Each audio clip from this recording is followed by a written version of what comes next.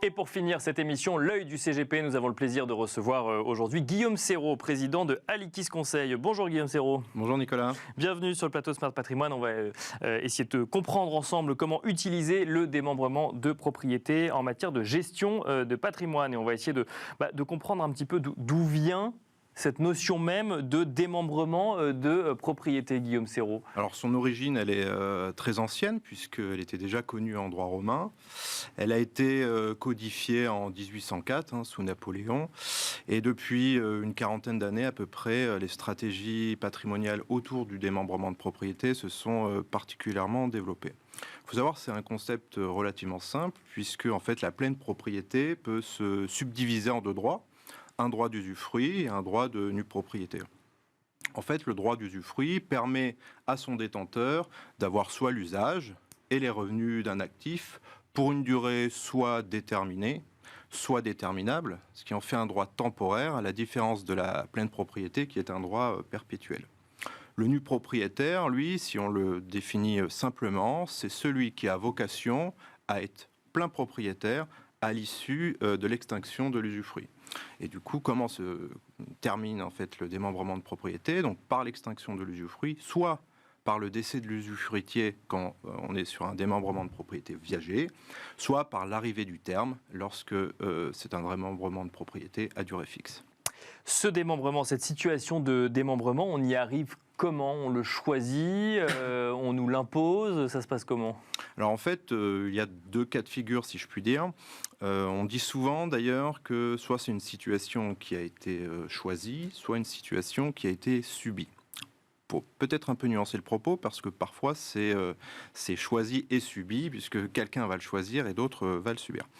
En fait, on peut prendre un exemple assez simple. Dans le cas d'une succession dans un cadre familial normal, parfois le conjoint survivant va pouvoir opter sur l'intégralité de la succession en usufruit. Ce qui fait que, effectivement, les autres héritiers, généralement les enfants, seront nus propriétaires. Donc là, on est vraiment dans quelque chose où quelqu'un a choisi, le conjoint survivant, et quelqu'un l'a subi, en l'occurrence les enfants. Ça peut être aussi l'objet par le défunt qui, par ses dispositions testamentaires, a désigné comme usufruitier de sa succession son conjoint et les enfants nus propriétaires. Donc là, on est des cas où on a effectivement choisi et subi. Et puis, ça peut être une volonté de l'ensemble des parties, cas très classique sur lequel on pourra revenir après. Je vais donner la nue propriété d'un bien à mon enfant. Pour qu'une donation soit valable, il faut l'accord des deux parties, celui qui donne et celui qui reçoit. Donc là, c'est vraiment une disposition choisie. Enfin, également, en termes d'investissement, se sont développés depuis plusieurs années maintenant les investissements en nue propriété, voire en usufruit sur différentes typologies d'actifs, souvent immobiliers, voire de la pierre papier. Et alors, dernière question, comment et pourquoi on envisage une stratégie ayant pour conséquence un démembrement de propriété, Guillaume Serrault? Alors, les stratégies sont multiples et variées, donc je propose qu'on revienne peut-être sur les solutions les plus courantes, en tout Bien cas, sûr, notamment quand on souhaite organiser et préparer la transmission de son patrimoine. Je reprends mon exemple. Je souhaite préparer la transmission de mon patrimoine et puis conserver les revenus d'un actif. Je vais pouvoir donner la nue propriété, par exemple, d'un bien locatif à mon enfant et conserver les revenus de celui-ci, voire l'usage, jusqu'à mon décès. Donc, je prépare et j'organise ma transmission. On peut aussi le concevoir de manière transgénérationnelle.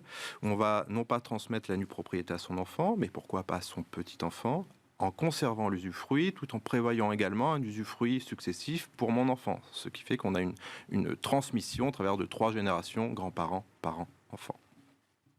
Enfin, on en parlait en introduction, les investissements en démembrement se sont développés, notamment en immobilier.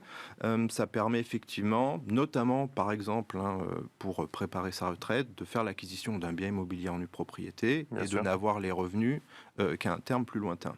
Alors en fait, le prix de la nue propriété est forcément corrigé des revenus qu'on ne va pas percevoir. Je ne parle de correction, non pas de décote, comme parfois c'est utilisé, parce qu'il n'y a pas de décote. En fait, on valorise un actif déduit des revenus qu'on ne perçoit pas.